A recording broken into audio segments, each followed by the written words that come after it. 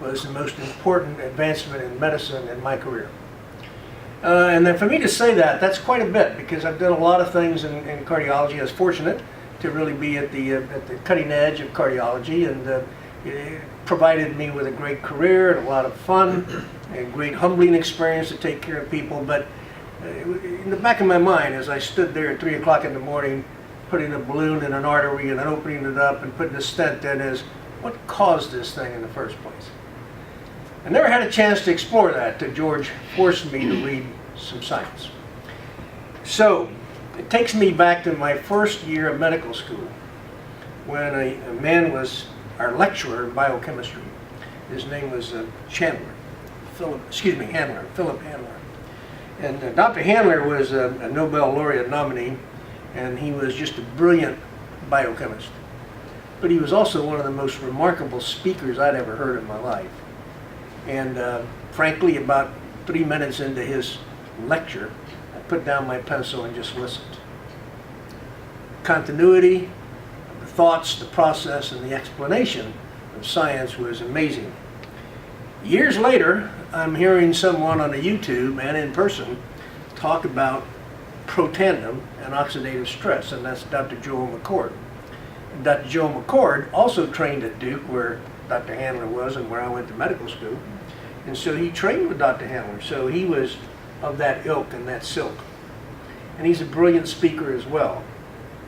Not quite as melodious as Dr. Handler, but he's really very good. If you haven't listened to his YouTube, you should, because he's very articulate and very good.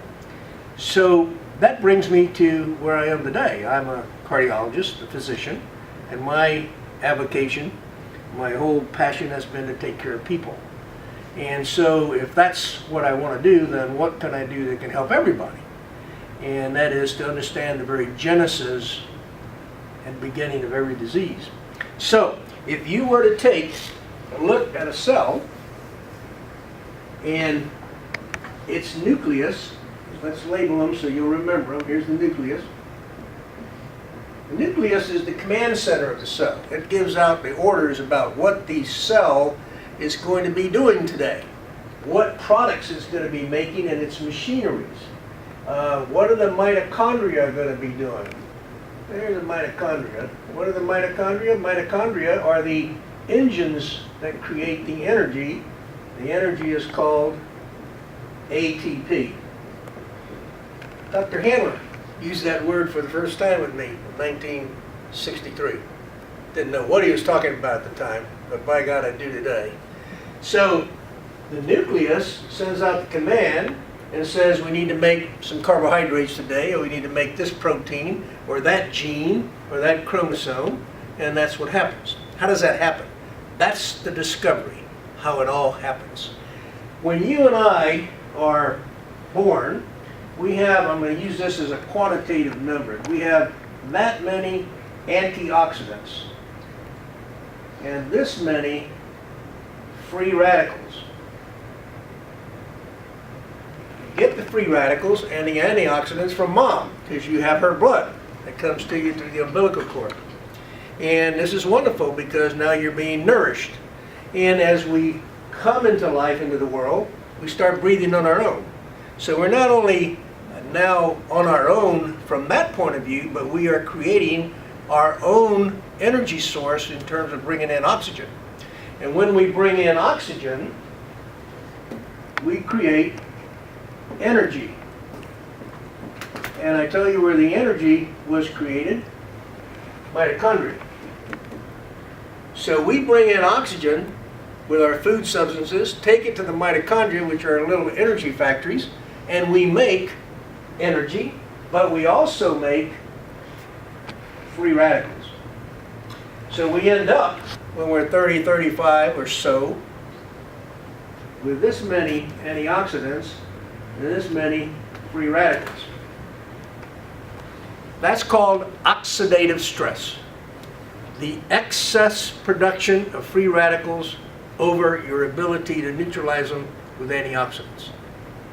So now I've covered the words that are used in some of the videos you've seen, but how does that all happen? It happens because this command center works in conjunction with a protein that sits in our cell. That's, for lack of not getting too technical, I'll call it NRF2. And that's what you'll see on the bottle. NRF2. It's a protein that's anchored there and it's kind of watching what's going on in the cell, and it is communicating with the nucleus, command center. But when it's anchored, it doesn't have the ability to send it immediate messages. So what does protandem do? Protandem comes in, and when we take it in, 5 herbs, which we have had in our biosphere from the beginning of time, put together in a certain combination, it activates the release of this NRF2 and sends the NRF2 message up to the nucleus, and we have a transcription information going up which says to the nucleus, hey boss, we are overwhelmed with free radicals. We've got to do something about this. Our engines have been busy making more and more proteins to combat the free radicals. What's that called? Inflammation. So when you have free radicals, you get a response from the body called inflammation. And that is the reaction that is uniformly going to occur when you have that free radical not neutralized. Why? Because that free radical, when it doesn't get neutralized, attaches any place it wants to. It can attach to one of the engines here. It can attach to the mitochondria. It can attach to the cell membrane. It can attach any place. And when it does, it injures a cell.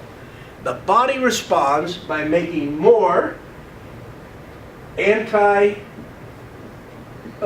free radicals, which are called pro-inflammatory, I'll just make an I here, pro-inflammatory molecules. And that always ends up in what? A scar. So this always ends up in a scar. And there you are. Scars replace cells. Too many cells replace organs. That's disease. This is the beginning of all disease. So this is the beauty of what's been discovered.